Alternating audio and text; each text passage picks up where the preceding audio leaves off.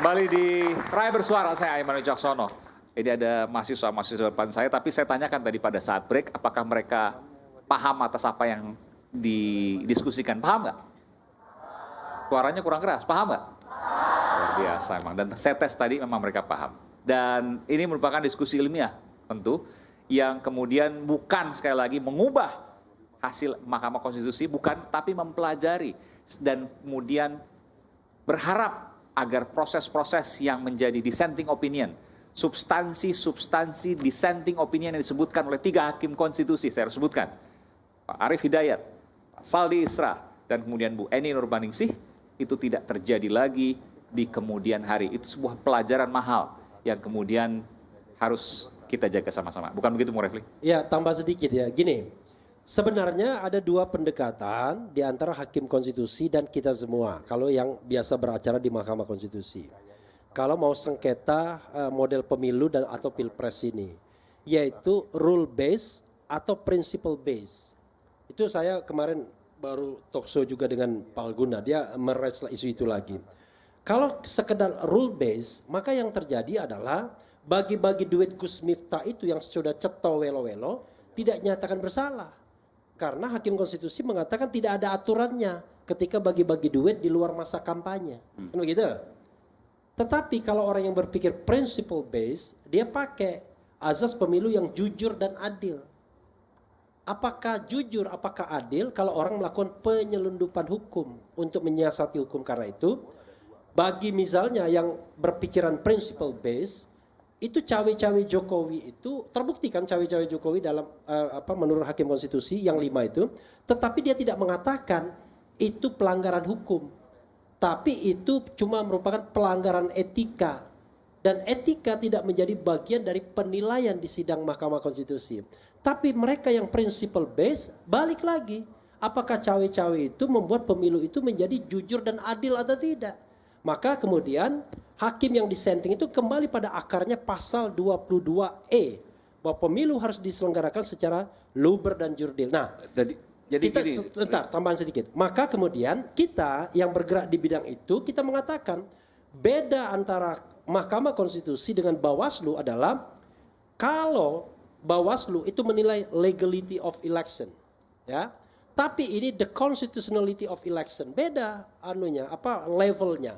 Dan itu biasanya final check. Di luar negeri juga begitu, final check. Karena itu dia tidak lagi menggunakan pendekatan-pendekatan yang ya sifatnya kuantitatif saja. Tapi apakah sebuah fenomena betul-betul mengoyak rasa keadilan? Apakah sebuah fenomena membuat pemilu ini tidak jujur dan tidak adil? Nah, hakim seperti Saldi Isra mengatakan cukup bagi dia untuk mengatakan fenomena bansos itu adalah melanggar undang-undang dasar yaitu prinsip jujur dan adil dalam pemilu. Demikian juga Arief.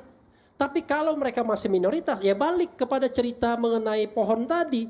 One day itu bisa menjadi mayoritas. Itu saya kira gini. Saya tambahkan dulu. Nanti Bang Andi akan memahami apakah ini rule based atau principle based. Rule based itu akan kita temukan nanti pada saat pemeriksaan persidangan PHPU terkait dengan legislatif. Kan tidak mungkin akan didiskualifikasi itu calon-calon yang sudah ditetapkan dalam pemilu kemarin bersama DPD, Presiden, Wakil Presiden, DPR RI, DPD, DPRD Provinsi Kabupaten Kota. Itu kuantitatif murni. Tidak mungkin Anda akan menemukan principle base. Nah untuk itu nanti akan melihat, oh perhitungan suara yang benar menurut pemohon sekian, maka dengan demikian berdasarkan hasil pengamatan alat bukti dan sebagainya, maka ditetapkanlah siapa yang dimenangkan dalam memperoleh kursi. Oke. Itu rule base-nya nanti akan dilihat. Kenapa berbeda dengan Pilpres? Pasti berbeda. Pasti berbeda. Karena nggak mungkin Anda akan mendiskualifikasi seseorang calon anggota DPR RI atau DPRD Provinsi Kabupaten Kota atau DPD di situ.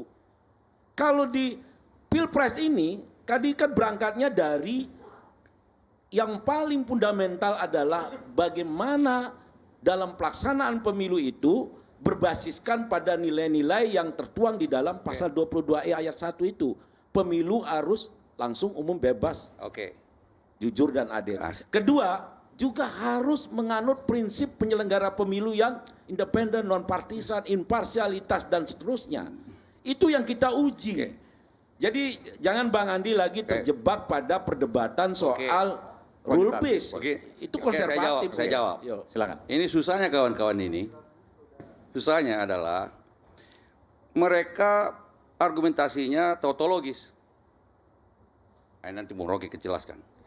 Jadi dia menganggap bahwa kalau orang tidak setuju dengan poin-poin argumen yang diajukan dalam rangka tuntutan gugatan ke Mahkamah Konstitusi, dianggap orang-orang ini adalah tidak mengikuti aliran politik, aliran hukum modern dalam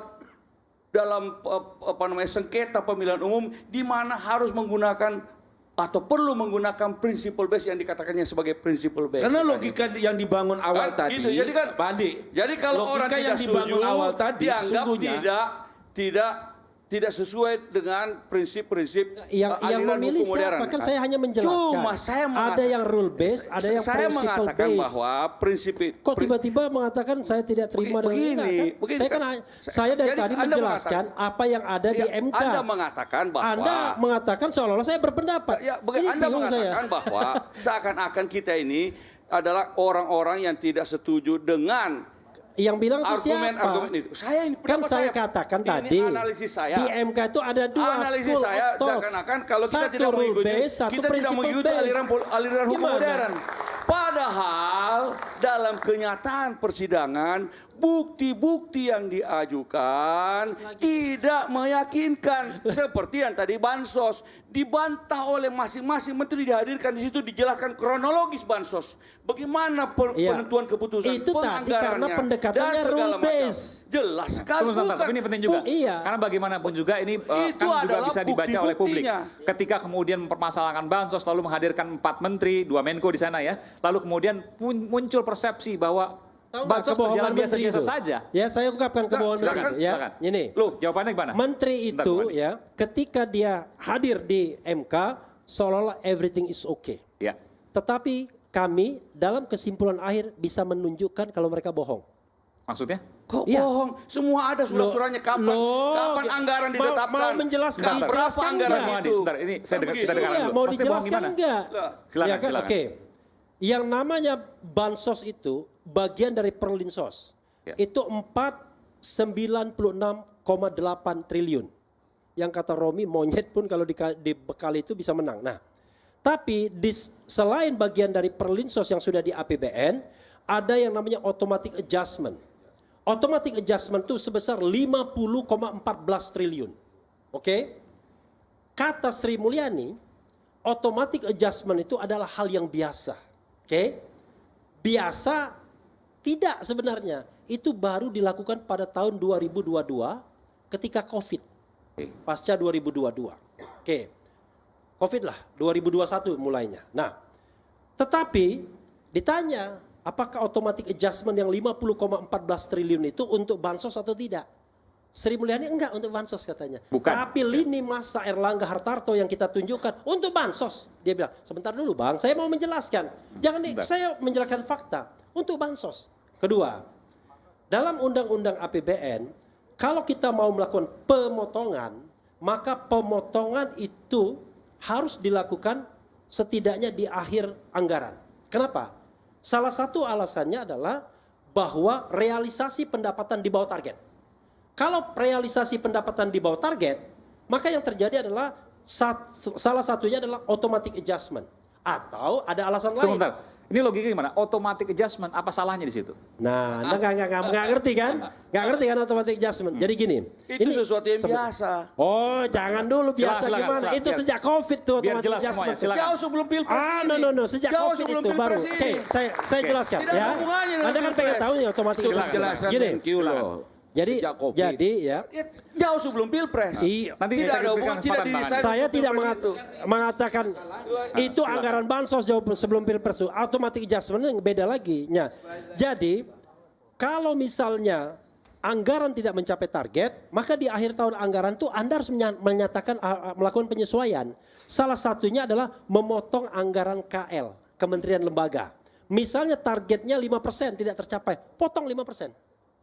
Agar APBN tidak ambruk. Atau programnya sudah tercapai, ngapain lagi kita keluarkan biaya. Nah, Anda bisa nggak bayangkan, pemotongan dilakukan pada bulan Januari. Masuk akal nggak? 2024. Untuk APBN 2024. Itu persoalan. Dan digunakan untuk? Iya. Itu sudah Sebentar biasa. dulu, iya ampun. Sebentar, Bung Refli, dan Sebentar dulu, saya dipotong. ini pengen tahu. Nah, Dan digunakan untuk? kata Sri Mulyani tidak digunakan untuk bansos. Oke. Digunakan untuk apa tidak tahu. Oke? Tapi lini masa yang dikatakan Erlangga Hartarto adalah untuk bansos.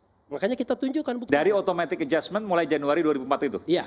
Ya. Nah, 2024. Oke lagi, satu lagi ya. Oke. Lalu Saya juga berikutnya. dikasih waktu dong untuk menjawab. Nanti Ya, saya kasih setelah kesempatan. ini. Oke. Nah, lalu yang kita tunjukkan lagi kebohongan soal yang namanya bansos El Nino.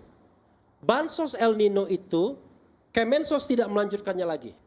Karena dianggap selesai El Nino-nya. Puncak El Nino itu September, kemudian landai dan hilang setelah itu. Tetapi rapat terbatas pada November melanjutkan bansos El Nino sampai Juni. Dari Desember sampai Juni. Anda tahu kan Juni kenapa? Putaran kedua itu antisipasi. Tapi setelah menang nggak lagi bansos-bansos itu hilang sudah. Nah, dan ya itu bansos sembako beras. Lalu ada lagi tidak cukup, ada BLT El Nino, bantuan langsung tunai, Cash. yaitu cash 200.000 per bulan dibayarkan 3 bulan Oke. dan dibayarkan di sebelum pencoblosan yaitu bulan Februari. Dan sebelumnya itulah- tidak ada? 2023 tidak ada? Mana ada, kan bansos El Nino-nya kan sudah selesai.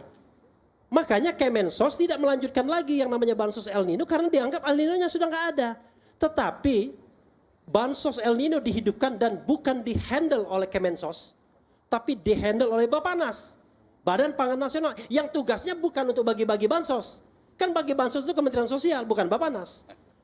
Itu yang kemudian kita tunjukkan. Makanya kemudian 3 hakim yakin dengan bahwa bansos memang digunakan untuk pemenangan 02. Udahlah, ini kepada rakyat Indonesia ya. Kira-kira Jokowi cawe-cawe enggak sih dengan pemenangan 02? Udahlah kita, saya tidak masalah. Tetapi logika kita yang paling bodoh sekalipun ini ya, yang namanya Saya rasa ya, silakan saya dong. namanya Ya. Yusril itu Saya dipanggil saya tuh dong. sama Jokowi. Silakan. Boleh? Justru Iya. kita lihat Ya. juga di dalam televisi. Saya bukan lawyer, jadi saya nonton di televisi. Kesaksian 4 menteri, 4 orang termasuk menteri dari PDIP. Dan kemudian kita lihat masing-masing menjelaskan bagaimana penganggaran bansos dilakukan jauh sebelum pemilu dan sudah dilakukan bertahun-tahun, sistematikanya termasuk yang dinamakan dengan systematic adjustment itu.